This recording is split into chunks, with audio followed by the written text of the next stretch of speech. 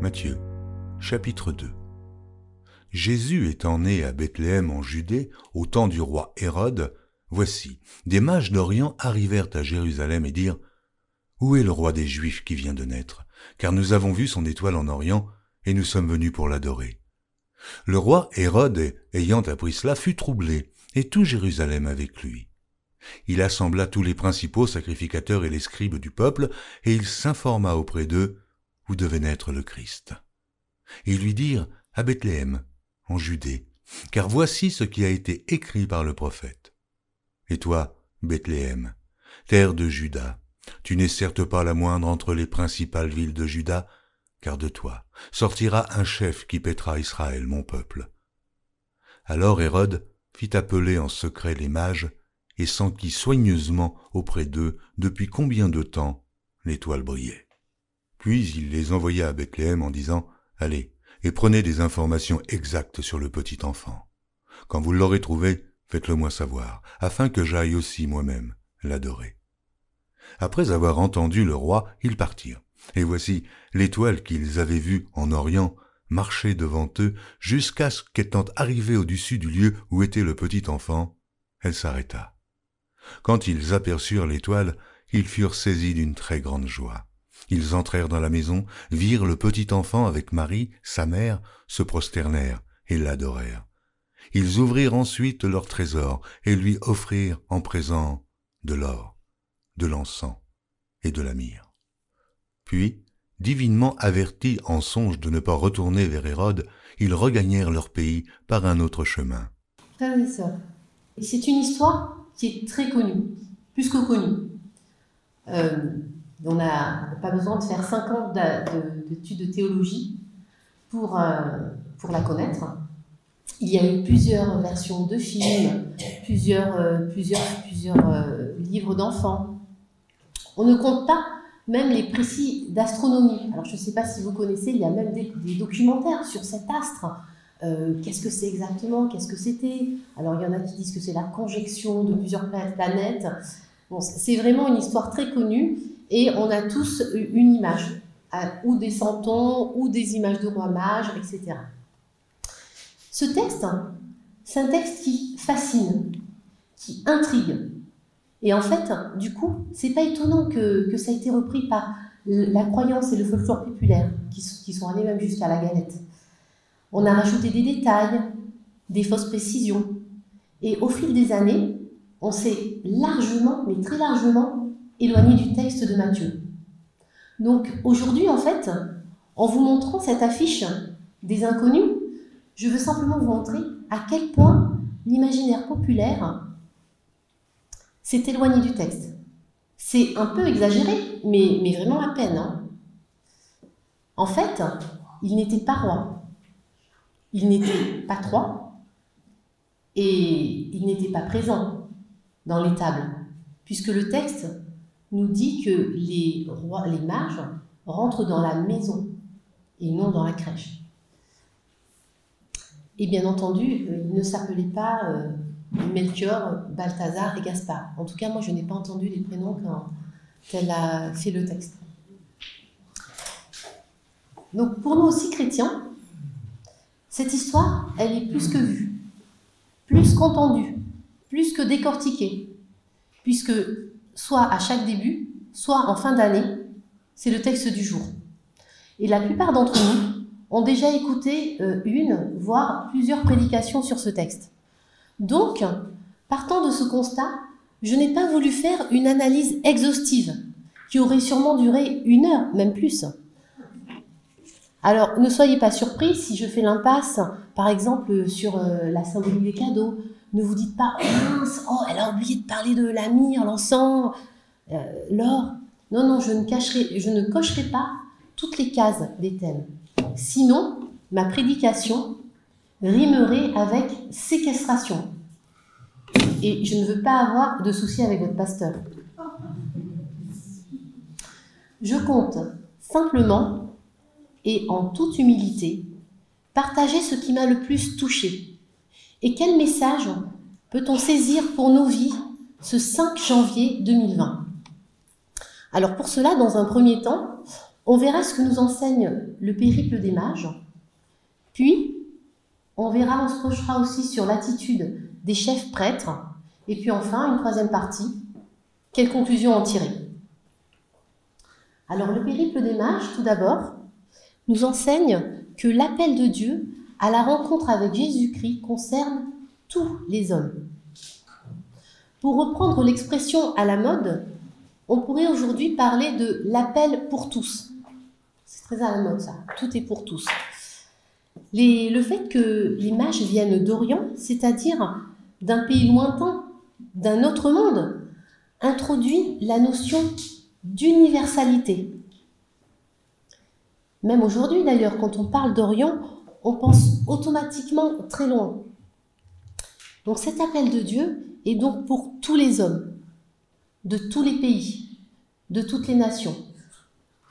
Il veut manifester son amour pour tous. Il n'est plus simplement question du peuple juif, le peuple élu, celui qui a fait alliance avec Dieu. Là, il s'agit de l'humanité entière. Qu'on soit juif, grec, romain, malgache, français ou autre, on est tous appelés à adorer Dieu. Paul rappelle cette universalité aux Éphésiens, en 3 verset 6, quand il écrit « Voici le secret. Par le moyen de la bonne nouvelle, les non-juifs sont destinés à avoir part avec les juifs au bien que Dieu réserve à son peuple. Ils sont membres du même corps et participent aussi à la promesse que Dieu a faite en Jésus-Christ. » Et le mot épiphanie, que l'on utilise aujourd'hui, le mot épiphanie vient du mot grec épiphania, signifiant manifestation, apparition. C'est donc la révélation à toutes les nations. Cet appel est également un appel pour tous, dans le sens quel que soit notre niveau spirituel. Les mages sont spirituellement très éloignés de Dieu. Ils sont à l'opposé. Les mages, c'est quoi? C'est la magie, l'astrologie, les cartes, la sorcellerie et toutes les sciences occultes. Tout ceci, Dieu le condamne fermement. Je ne citerai qu'un verset sur ça. En Deutéronome 18, verset 10, « Il ne se trouvera personne chez toi pour recourir à la divination. » Et c'est vrai qu'il y a cette tendance chez l'homme de toujours vouloir maîtriser tous les paramètres de sa vie. Il veut être lui-même son propre Dieu. Et l'astrologie en est l'illustration. Alors ce qui est fascinant dans ce texte, c'est comment Dieu va les appeler. Il va les chercher dans leur propre monde, via une étoile. Au départ, cette étoile, pour eux, c'est l'étoile de l'astrologie. Ils la suivent à cause de leur science occulte, mais en chemin, durant leur périple, on ne sait pas quand exactement, mais elle n'est plus l'étoile de l'astrologie. Elle devient petit à petit dans leur cœur l'étoile du matin, l'étoile du Dieu Tout-Puissant, qui les guide vers l'enfant Jésus. Alors, on ne sait pas quand la transformation s'est faite exactement dans leur cœur. Est-ce que c'est à la toute fin du parcours? Est-ce que c'est dans le désert? Est-ce que c'est quand ils ont vu Jésus et qu'ils se sont prosternés? Ça, on ne le saura jamais. Mais peu importe. L'important, c'est de voir qu'ils ont été appelés. Eux qui étaient si éloignés de Dieu. Et cela a un impact direct sur nos vies, chers frères et sœurs. Car, quel que soit où nous en sommes sur notre chemin vers Dieu, peut-être comme les mages au niveau moins sain, peut-être aux prémices, peut-être plus, beaucoup plus, Dieu nous appelle chacun individuellement. Il avait à cœur d'appeler ces mages totalement perdus dans leurs sciences occultes. Et eux ont été transformés et ont adoré Jésus. Ce périple des mages, c'est également un appel à sortir de sa zone de confort. Alors, ils venaient d'Orient, ce qui veut dire, comme j'ai dit tout à l'heure, très loin. Ils ont quitté leur zone de confort. Ils sont partis dans un pays étranger. Alors, on sait très bien, pour tous ceux qui sont partis dans un pays étranger, c'est toujours beaucoup plus compliqué. Il y a la langue, il y a l'argent, il y a la sécurité, il faut faire plus attention aux coutumes. Donc, ils sont vraiment sortis de leur zone de confort et aussi, ils ont fait un très long trajet. Alors, on imagine bien que c'était un trajet sûrement à dos de chameau, ou je suppose, dans le désert, sûrement pendant plusieurs semaines, ça c'est sûr, plusieurs mois peut-être, mais en tout cas, on est bien loin de la business class chez Air France. Donc, tout ce périple, avec les mages, nous enseigne que nous sommes tous appelés, mais également que ce chemin vers Dieu n'est pas un chemin simple. Il faudra de la persévérance pour arriver au bout. Penchons-nous maintenant sur l'attitude des chefs prêtres. Alors, selon moi, c'est un appel à être attentif. Nous devons être en veille, nous chrétiens, pour ne pas rater le rendez-vous divin. Les chefs religieux, qui sont-ils dans l'histoire? Ce sont les pratiquants. Ils représentent l'Église. Ils sont officiellement croyants, bien ancrés dans leur foi, et avec des connaissances théologiques solides, puisque c'est eux qui informent les mages de l'endroit indiqué par la prophétie. Pourtant, quand ils comprennent, puisqu'ils le comprennent, que la prophétie de Michée qu'ils connaissent va s'accomplir, ils ne font rien de plus que tous les autres à Jérusalem. C'est-à-dire, ils sont troublés. Ils ne sont qu'à 10 km de Bethléem. Ils pourraient y aller au moins par curiosité. C'est à côté. Ce n'est pas comme s'ils avaient fait, comme les mages, des centaines de kilomètres dans le désert. Alors, je me suis penchée de plus près sur ce qu'ils pouvaient avoir dans leur cœur. En tout premier, je me suis demandé quel pouvait être le sentiment, le rapport d'une personne par rapport à un événement datant de plus de 700 ans. En l'occurrence, là, ça faisait 700 ans qu'ils attendaient la naissance du Messie à Bethléem. C'est plusieurs années, plusieurs siècles, plusieurs générations. Alors, est-ce que c'est le temps qui fait qu'ils n'ont plus le feu? Alors, j'ai de la chance d'habiter à Poissy. Pour ceux qui ne le savent pas, c'est la ville où est né le roi Louis IX, plus connu sous le nom du roi Saint-Louis. Alors, il y a deux rois en France qui sont extrêmement connus. C'est le roi Louis XIV et le roi Saint-Louis. Donc, ce roi, Saint-Louis, est né à Poissy il y a plus de 800 ans.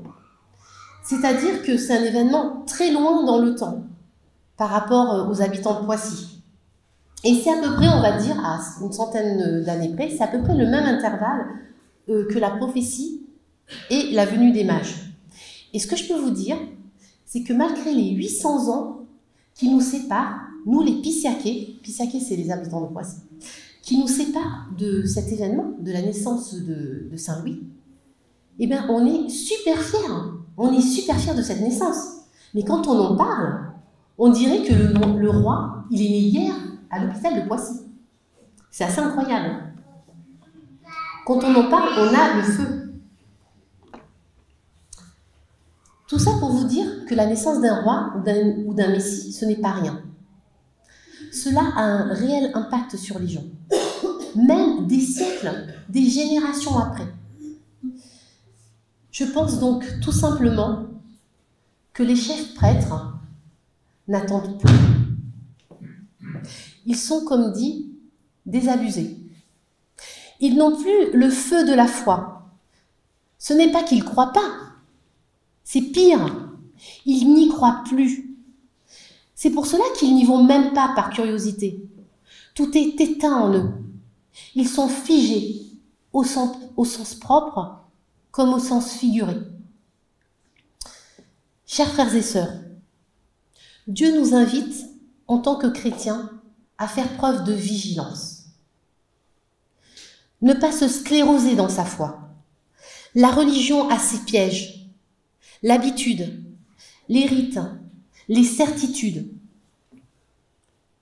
Ne pas perdre confiance, même quand tout est sombre, même quand les promesses de Dieu tardent à venir. En l'occurrence, ici, dans cet épisode, c'était une période sombre pour le peuple hébreu. Il y avait très longtemps qu'ils attendaient et ils étaient sous l'occupation romaine. Et en plus, sous la coupe d'un roi non légitime, paranoïaque et criminel. Donc, mais malgré tout ça, malgré que même quand tout est sombre, Dieu nous appelle à ne pas perdre confiance, ne pas être désabusé, déçu. Parce que ça, c'est ce qui peut arriver à un chrétien, et ce n'est malheureusement pas rare. Et enfin, mon dernier et troisième point, ce sera également ma conclusion. Dieu nous appelle à ne pas rester immobile. Déjà, par rapport à l'appel, quand je vous ai parlé du périple des mages, il nous appelle à ne pas être immobile, et aussi par rapport à l'attitude des chefs prêtres. Mais également dans le passage même. Dans ce texte, qu'est-ce qui prédomine finalement? Ce sont tous ces mouvements. Ces mages ne restent jamais en place, du premier verset au dernier mot du dernier verset. D'abord, ils partent de l'Orient, puis ils arrivent à Jérusalem. De Jérusalem, ils partent pour Bethléem, et puis de Bethléem, ils prennent un autre chemin pour rentrer chez eux. Ils n'arrêtent pas de bouger. Pour moi, la notion essentielle qui ressort de ce texte, c'est le mouvement. Bien entendu, je parle au sens figuré. Je ne parle pas de voyage ici, ou plutôt un voyage intérieur. En début de cette année, Dieu nous appelle à bouger. Chaque jour, chaque minute qu'il nous donne. La vie est un perpétuel mouvement, et ce texte en est l'illustration. Si l'on n'avance pas, on se fige, on meurt. Comme les chefs religieux, on risque de ne pas rencontrer Jésus. Cet appel à aller de l'avant implique automatiquement l'idée de progrès, de nouveauté. Car se déplacer signifie se remettre en question, changer, faire de nouvelles choses. N'oubliez pas que notre Dieu est le Dieu de la création. Il aime la nouveauté. Alors, frères et sœurs, chantez à l'Éternel un chant nouveau. Concrètement, pour nous, ça veut dire quoi? À l'heure des résolutions, à l'aube de cette nouvelle année. En tant qu'individu, c'est se demander chaque jour, qu'est-ce que je peux faire en plus? Qu'est-ce que je peux faire de nouveau pour m'approcher de Jésus? Qu'est-ce que je peux faire en plus pour le royaume? Se poser des questions comme: est-ce que je passe beaucoup de temps à lire ma Bible? Est-ce que je ne pourrais pas donner plus de mon temps à l'Église? Qu'en est-il de mon offrande? Et quelle place Dieu occupe vraiment dans mon quotidien? Ce ne sont que quelques exemples de questions. Et en tant qu'Église, ça veut dire être toujours attentif à ce que les succès passés ne soient pas les lauriers du présent et qu'ils empêchent de nouveaux projets. Quand dans une église, on entend toujours « Ah, mais c'est comme ça qu'on fait, ça a toujours bien fonctionné ». C'est déjà qu'on n'avance plus. Pour vous, l'église de Melun, qui est en pleine croissance aujourd'hui, avec un magnifique dynamisme, avec ce groupe de louanges, les jeunes. Je vous souhaite de garder toujours ce dynamisme. Je n'emploierai pas le mot de garder, qui ferait encore immobile, mais d'entretenir, de faire croître encore ce dynamisme. En résumé, et dans un langage beaucoup plus actuel, restez frais. Récemment, j'ai appris que le mot excellent était formé par ex, de la même famille qu'extérieur. Ça vient d'extérieur.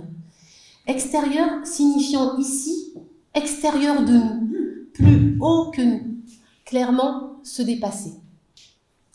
Selon moi, au final, au travers de ce texte, Dieu nous pousse à nous dépasser, être la meilleure version de nous-mêmes. Alors, frères et sœurs, soyons excellents. Et je terminerai mon message par les mots que Paul a adressés aux Philippiens. Et que ces mots résonnent en nous chaque jour, tout au long de cette année 2020. Mais je fais une chose. J'oublie ce qui est derrière moi et je tends toute mon énergie vers ce qui est devant moi. Je poursuis ma course vers le but afin de gagner le prix que Dieu, par Jésus-Christ, nous appelle à recevoir là-haut. Amen.